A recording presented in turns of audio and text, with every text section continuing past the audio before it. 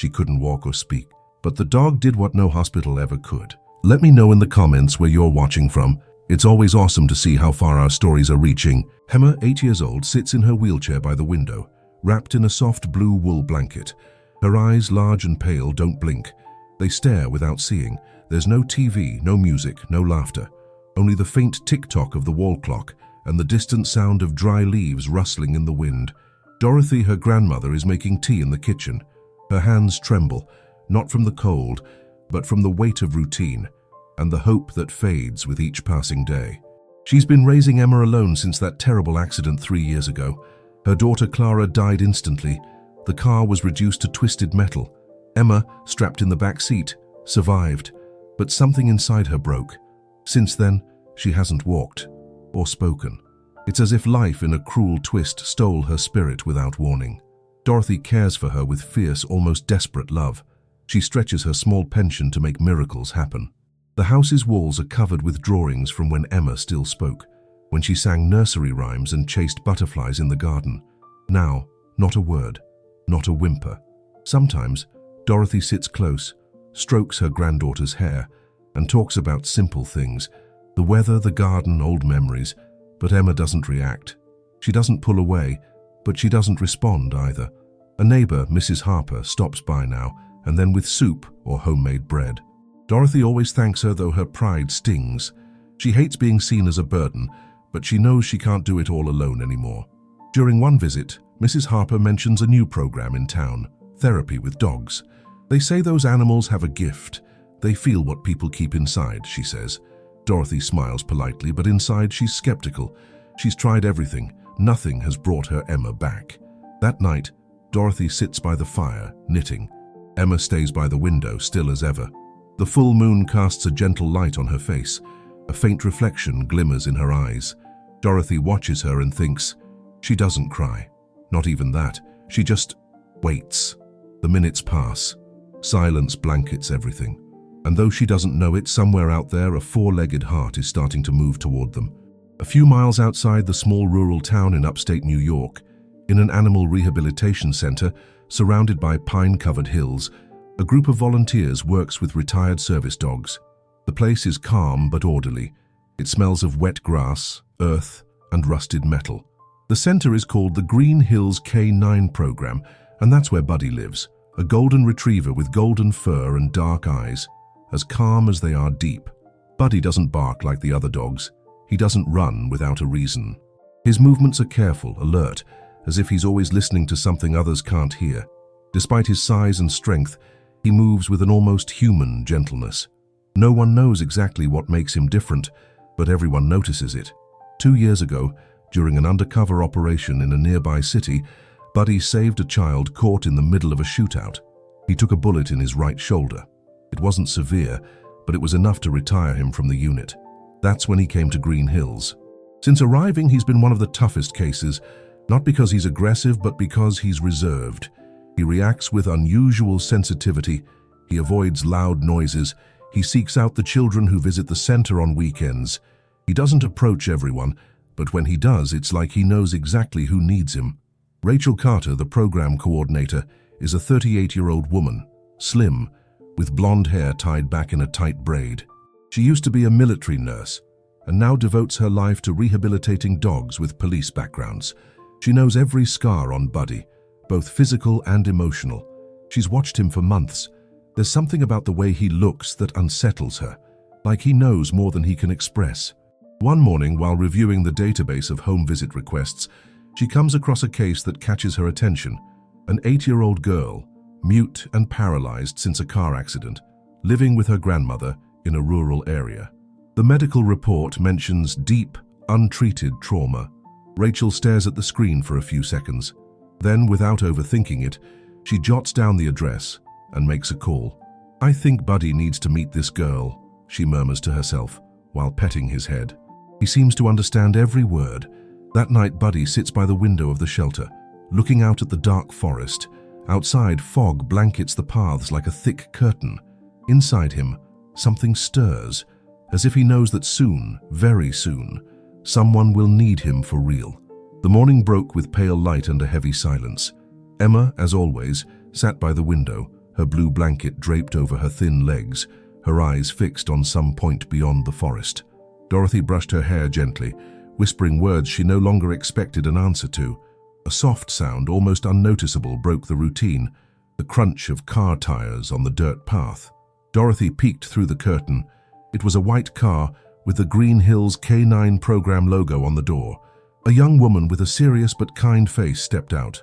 Buddy, majestic, climbed out of the back seat with solemn calm. He wasn't just any dog. He walked like he'd spent years understanding other people's pain. Rachel introduced herself with a quiet voice, almost respectful of the sacred stillness in the house. Dorothy, nervous, opened the door and motioned for them to come in. She didn't have high hopes. It was just politeness for a slim chance. Buddy entered first. He didn't bark.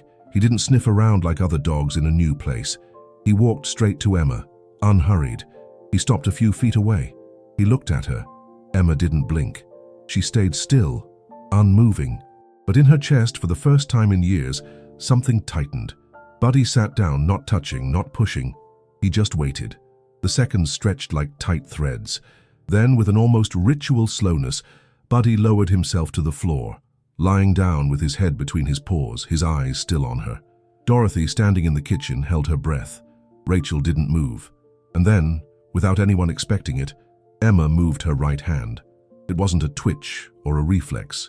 It was a deliberate, shy, almost invisible gesture, but so profound that Dorothy felt a lump in her throat. The girl's trembling hand slid to the side, touching Buddy's back. Buddy didn't react with excitement. He didn't jump, didn't lick, didn't make a sound. He just closed his eyes slowly, as if he understood that this gesture mattered more than any words. Rachel jotted something in her notebook without looking up. Dorothy let her apron fall to the floor. She walked to Emma, knelt beside her and whispered with a breaking voice, "Did you feel him, sweetheart? Did you?" Emma didn't answer, but the corner of her mouth seemed to twitch.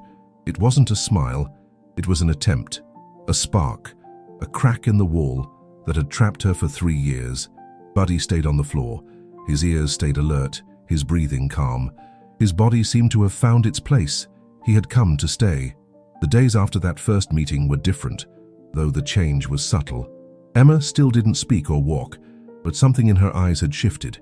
It wasn't a loud or sudden change, but a new calm, a warmth creeping through the cracks of her soul. Buddy visited the house 3 times a week, always with Rachel, and each time he settled by Emma's side without needing commands. Emma didn't just touch him with her hand anymore. She stroked behind his ear, leaned slightly toward him, and a couple of times even rested on his back. It was as if her still body was slowly remembering the language of life. Dorothy started to smile again, not big, joyful smiles, but honest ones, full of gratitude. She prepared the house carefully each time she knew Buddy was coming. She even hung a small bell by the door that rang softly in the breeze, a sign that something good had come back to their home. But peace, like everything in life, is fragile. One gray morning, while Dorothy hung laundry on the porch, a black car pulled up at the gate. It was a sleek, modern model with tinted windows. The driver's door opened, and a tall man in a dark suit stepped out, his hair neatly combed, his face sharp and expressionless. James, Emma's biological father. Dorothy felt her blood run cold. She hadn't seen him since Clara's funeral. He hadn't even stayed for the service. Instead, he left a letter with weak excuses and a tearless signature. No one had looked for him since. Now he was here holding an envelope with a smile that didn't reach his eyes. "I'm here to see my daughter," he said, his voice confident, as if he'd never left. "I have rights."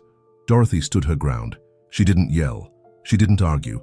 She looked at him with a mix of pain and contempt only a mother could hold. She knew who James was. She didn't need explanations. Inside the house, Emma sensed something. She didn't see him. She didn't hear him. But her body tensed. Her fingers, which had been playing with Buddy's fur, froze. Her breathing grew shallow. Buddy stood up. He didn't bark. He stayed still, positioning himself between Emma and the door, his head high, his back firm like a living wall. James pressed on. He showed papers, talked about lawyers, about rights. He claimed he'd changed, that he wanted to make up for lost time. But his words had an edge. He didn't talk about love. He talked about ownership. He mentioned the disability payments the government gave for Emma. He didn't say it outright, but it was clear enough. Dorothy, with a calm but worn voice, told him that if he wanted to fight, he'd have to do it through the courts. Emma wasn't a number. She was a child. And to Dorothy, James no longer existed. That night, in Emma's room, Buddy didn't lie by her side. He sat by the window, watching. Every shadow in the dark seemed like a threat. Every sound from the forest, a possible danger. Emma, though she couldn't say it, knew. She felt it all. And that night, when Dorothy tucked her in, a single tear rolled down her cheek for the first time in 3 years. Fall was giving way to winter. The fallen leaves now formed golden carpets across Dorothy's garden, and the wind carried the dry, sweet smell that comes before snow. But inside the house, something was blooming with quiet strength. Emma was starting to break free from the invisible prison that had held her since the accident. The changes weren't dramatic or constant, but they were real. During one of Buddy's weekly visits, he came in as always, with that silent step that seemed to respect every inch of Emma's space. The girl no longer waited for him to lie by her side. Now she looked for him. The moment she saw him cross the doorway, her body tensed, not with fear, but with anticipation. That afternoon, as Buddy settled next to her, Emma reached out with more confidence than ever. She brushed his neck, then his back, then his head. Dorothy watched from the kitchen, her heart in her throat, as if that touch was a fragile thread of life that could snap with the slightest breath. Rachel, sitting in a corner with her notebook, held her breath when she saw Emma lift her left arm, the one that had always stayed limp, and rest it clumsily on Buddy's back. The dog stayed still. His breathing was slow, as if he knew every second mattered. Then something incredible happened. Emma leaned forward slightly. Her legs still didn't move, but her torso reached for Buddy. Dorothy let out a choked gasp. Emma had moved on her own, without guidance, without help, without any prompt. It was an impulse that could only come from deep within. That was the first day Dorothy let herself cry without hiding, not from sadness, but from awe. She covered her mouth with both hands and sank to her knees by the door. Rachel, holding back tears, recorded the moment on her phone, not to show off, but to capture the impossible. That night, after Rachel and Buddy left, Dorothy made Emma's favorite hot chocolate, just like when she was little. As she stirred it, Emma turned her face toward her and gave something she hadn't in 3 years. A smile, small, shaky, but unmistakable. Dorothy dropped the spoon. "Are you smiling, sweetheart? Really?" she asked. Emma didn't answer, but she held her gaze. It wasn't the look of a broken child. It was the look of someone coming back. The next day, Rachel took the progress reports to the medical center. She showed the videos to the therapy team, who watched in silence. One of the older doctors, Dr. Bennett, murmured, "This isn't just therapy. This is something divine." From that moment, Emma's case spread through the town like a sacred whisper. Neighbors started visiting more often. They brought cookies, flowers, children's books. Some prayed quietly by the gate. It wasn't pity, it was reverence. Something special was happening in that house, and everyone could feel it. Word of Emma's progress, though not officially shared, reached the wrong ears. James showed up again, this time with a thin-faced, arrogant lawyer. The man wore a long, dark coat that seemed to carry the cold with it. He held a folder under his arm. Dorothy saw them coming from the window and felt a stab in her chest, as if the fragile piece she'd built was about to shatter. There was no greeting, just papers. James demanded full custody of Emma, claiming his rights as her biological father. He accused Dorothy of emotional neglect, inadequate medical care, and unsuitable conditions for the girl's recovery. The lawyer spoke in cold, calculated phrases, treating Emma like a case number, a thing to be claimed. Dorothy tried to stay strong. She didn't raise her voice, but her eyes burned with a fire she hadn't shown since losing Clara. "If you think you can walk into this house after years of absence and take away what little she's gained back, you're wrong," she said. The lawyer scribbled something in his notebook. James smirked with arrogance. "The court will decide," he said. Days later, an official notice arrived. The county court scheduled a preliminary hearing to review the custody request. Dorothy, with few resources and little legal knowledge, felt crushed, but she wasn't alone. Rachel, upon hearing the news, volunteered to testify. She gathered all the videos, progress reports, and records of Emma's interactions with Buddy. She contacted the medical center and convinced Dr. Bennett to provide a professional statement about the changes in Emma's emotional and neurological state. Everything Emma had gained in those weeks could be lost with a wrong ruling. That was unacceptable. Meanwhile, Emma, though she didn't fully grasp the legal details, felt the shift in the house. She saw the fear in Dorothy's eyes, the tension in Rachel's movements, the heavy air every time the phone rang. Buddy, ever sensitive, grew even more protective. He lay by the front door at night as if he knew the danger wasn't a shadow but a man in a suit. One night, as Dorothy pored over documents in the kitchen, Emma began to tremble for no clear reason. Her hands, which had gently stroked Buddy before, clenched into fists. Her breathing sped up. She couldn't scream, but her eyes did. Buddy stood at once. With care, he climbed onto the wheelchair and lay across her lap. Slowly, Emma calmed down, closing her eyes. Dorothy watched from the doorway. She didn't make a sound. She just knelt beside her granddaughter and hugged her with gentle reverence. "He knows, sweetheart," she whispered. "He knows everything, and he won't let anyone take you away." The next day, Rachel secured a private meeting with the judge assigned to the case, Honorable William Hayes, a man with a calm face and an impeccable reputation. She handed over the reports, videos, and medical statements. She spoke not with technical terms, but with truth. Buddy's presence had opened doors in Emma's soul that no traditional treatment could. The judge listened quietly. Without promising anything, he agreed to include the materials in the hearing. Rachel left his office with a heart full of uncertainty, but also a spark of hope. This girl deserved to be heard, even if she couldn't speak. And her story, Emma and Buddy's story, wasn't over yet. The first snow fell quietly, blanketing the rooftops, fields, and bare branches in white. Emma watched the landscape from her window with half-open eyes, as if she could see something in the whiteness she hadn't noticed before. Buddy at her side stayed still, his head resting on his paws, breathing in time with the girl. That day, Rachel arrived earlier than usual. She brought an updated medical report and a video she wanted to show Dorothy. While they spoke softly in the kitchen, Emma and Buddy were alone in the living room, surrounded by the gentle creak of the house and the distant hum of the wind. Then, something unexpected happened. Emma slowly stretched out her arms and began to lean forward. The movement was clumsy, uncertain, but full of determination. Her torso, rigid for years from fear and emotional paralysis, started to give way. Buddy stood gently without barking, without making a fuss. He moved just a few inches closer, placing himself right in front of her, as if he knew exactly what was about to happen. Emma pushed against the arms of her wheelchair with her hands. Her legs still didn't respond, but the drive didn't come from her muscles. It came from her soul. She held herself up for a moment and then, with a trembling effort, managed to sit upright without support. Dorothy walked in at that moment, a teacup in her hands, and froze. "Emma, sweetheart," she whispered, her voice breaking as if the sound might shatter the scene. Rachel, seeing the girl's posture, pulled out her phone without a word. She recorded with a shaky hand as Buddy positioned himself at Emma's side, and with impossible gentleness let her rest her hand on his back. Then something no one expected happened. Emma, with a faint voice barely audible, said one word: "Home." The world seemed to stop. Rachel lowered her phone, tears streaming down her face. Dorothy fell to her knees, still holding the teacup which shattered on the floor. There was no crying, no shouting, just the overwhelming weight of a miracle settling over them all. Emma had spoken. After 3 years of silence, that small voice wasn't just a sound. It was a bridge. It was a return. Buddy sat with dignity, unmoving, as if he knew this wasn't his moment to shine but to support. His eyes didn't seek approval. They were fixed on Emma's, seeing something stronger than pain. That night, Rachel uploaded the video to a private folder only Judge Hayes could access.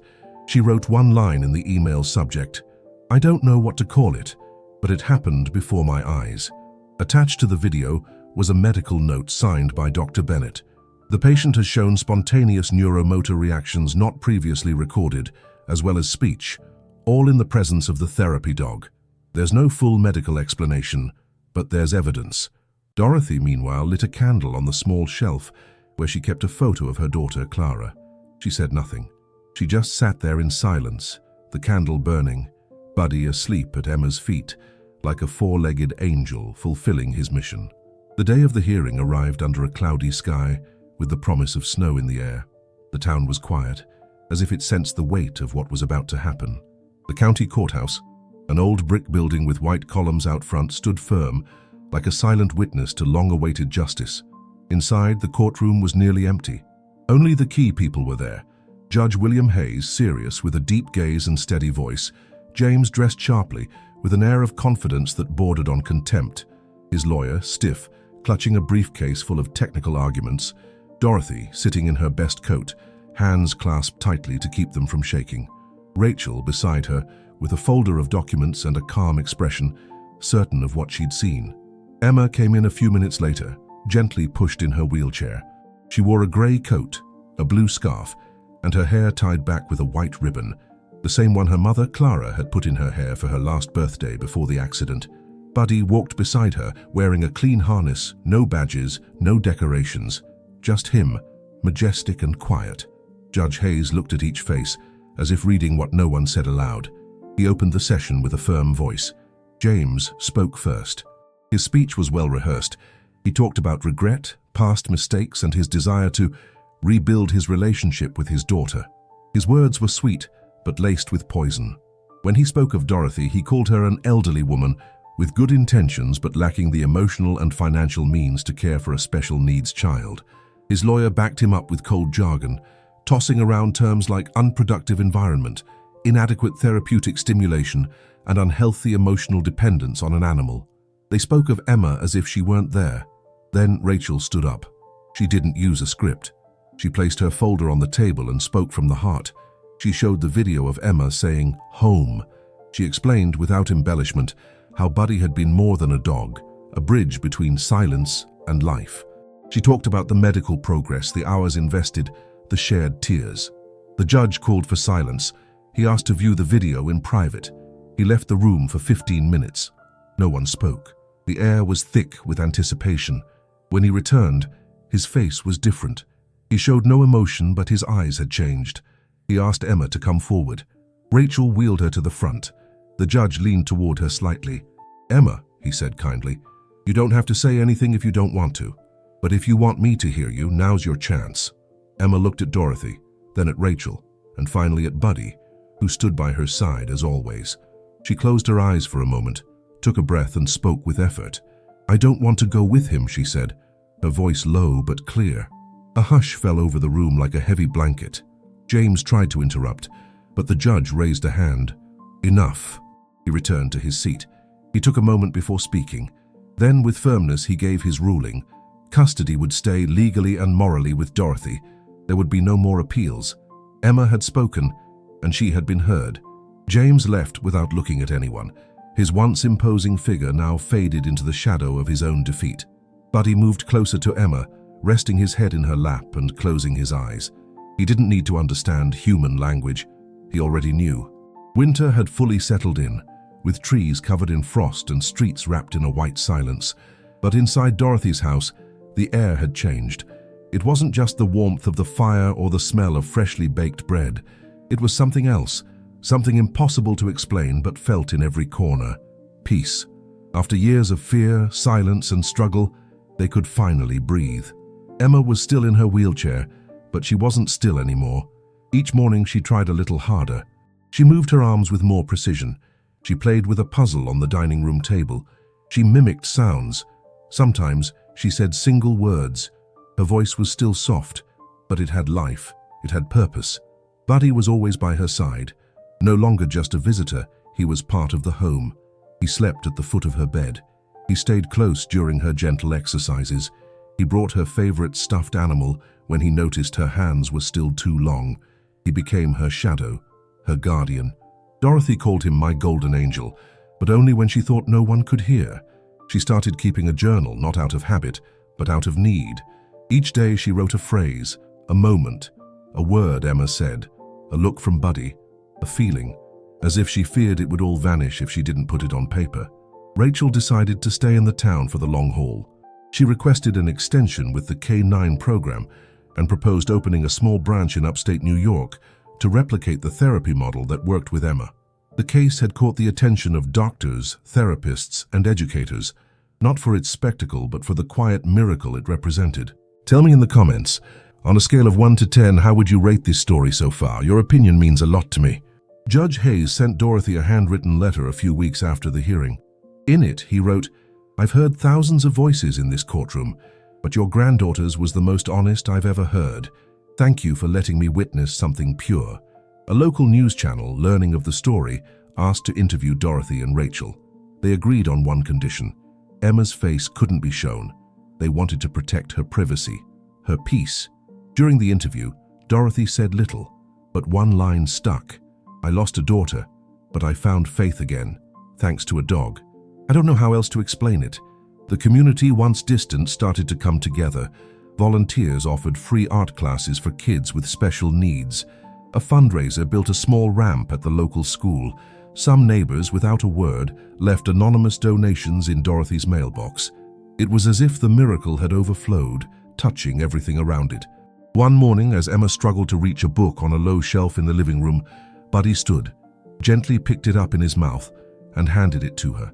She hugged him without a word, but her eyes, wide and bright, said more than any words could. Dorothy watched from the doorway, holding a warm cup of tea.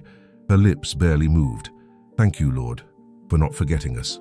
Spring's sun began to melt the last traces of snow. Timid flowers poked through the damp earth, and trees, bare for months, started to dress in green. It was the first warm day after a long winter, not just in seasons, but in spirit. The town's community center hosted a small neighborhood fair. Live music played, homemade food stalls filled the air with savory scents, and children's laughter echoed as they ran with balloons. The scene felt like it belonged to another time. The air carried the smell of pies, old wood, and life.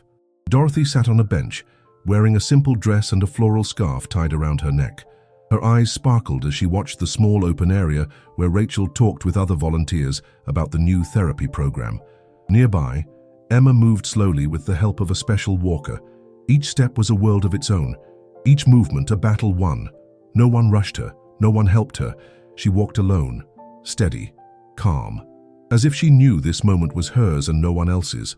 The crowd fell silent when they noticed her, not out of pity but respect. Emma took a few more steps, reaching the makeshift stage. There, Buddy waited, a white ribbon around his neck with "Her Guardian" stitched in gold letters. When she saw him, Emma let out a soft, shy laugh and leaned slightly to pat his head. Buddy closed his eyes and wagged his tail slowly. Their bond was undeniable. It wasn't just loyalty, it was fate. Rachel took the microphone, her voice trembling with emotion, and spoke to the neighbors. "What we've seen isn't the result of a method or a formula. It's the power of something unseen. It's what happens when someone chooses to stay without expecting anything in return." No one clapped right away. At first, there was only silence, the kind that comes when hearts are full. Then, slowly, a gentle applause began, growing like a wave into a warm ovation. Emma, standing beside Buddy, looked up at the sky. A single cloud drifted slowly, as if it too wanted to pause. Dorothy, from her bench, whispered so no one could hear, "Clara, your girl came back." As the sun set and the crowd dispersed, Emma sat on the grass with Buddy lying beside her. She rested her head on his back and closed her eyes. The world was at peace. Nothing more was needed. A soft, deep voiceover closes the story as the scene fades. Sometimes when the world leaves you behind, a noble soul finds you, and then everything changes. 2 years passed. Dorothy's cabin still stood, now with a few upgrades. A new ramp at the entrance, a modern stove, and in the garden a wooden plaque carved by volunteers that read, "Here, love found its way back." Emma is now 10 years old. She attends a small local school with special support. She hasn't fully regained the use of her legs, but she walks short distances with crutches. Her speech has improved greatly. She speaks slowly, choosing her words carefully, like someone who learned that a voice is a gift. The other kids respect her. Some even follow her, not out of pity, but because of the calm she radiates, a wisdom not found in books. Buddy is no longer just her therapy dog. He's her lifelong companion. He sleeps by her bed. He walks her to school. He waits at the door.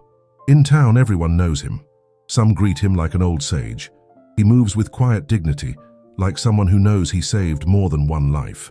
Rachel now runs the upstate New York Human-Animal Interaction Center, founded with donations that poured in after Emma's story spread. She works with autistic children, veterans with PTSD, and elderly people battling loneliness. In every session, she repeats a phrase that became her motto: "We don't train dogs to heal. They just remind us how to heal. Dorothy has aged, but with grace. She no longer carries the world's weight alone. She's found in Rachel an ally, almost a daughter. She knows she won't see Emma grow into an adult, but it doesn't worry her. She sees her laugh, walk, and sing soft songs while petting Buddy. That's enough. James vanished. He tried appealing the judge's decision in another state, but no one took him seriously. His trail dissolved into the same fog of selfishness he arrived with. He's no longer part of the story, and no one misses him. Sometimes on Sundays, Emma and Dorothy visit the small cemetery where Clara is buried. They bring wildflowers, not store-bought, picked from the woods. Emma sits quietly, Buddy at her side, and says in a soft voice, "I'm okay, Mum. Thanks for waiting for me." The camera pulls back one last time. The upstate New York sky glows orange, and the wind gently stirs the branches. At the house, the bell by the porch chimes faintly. Inside, a girl's laughter echoes, and the soft breath of a dog who no longer guards, he rests. Thank you so much for sticking with this story until the end. If you enjoyed it, please give it a like and subscribe to the channel. It helps us a ton and motivates us to keep bringing new stories every week. And since you're here, take a moment to check out another one of our stories that's popping up on your screen. Big hug and see you next time. Stay well.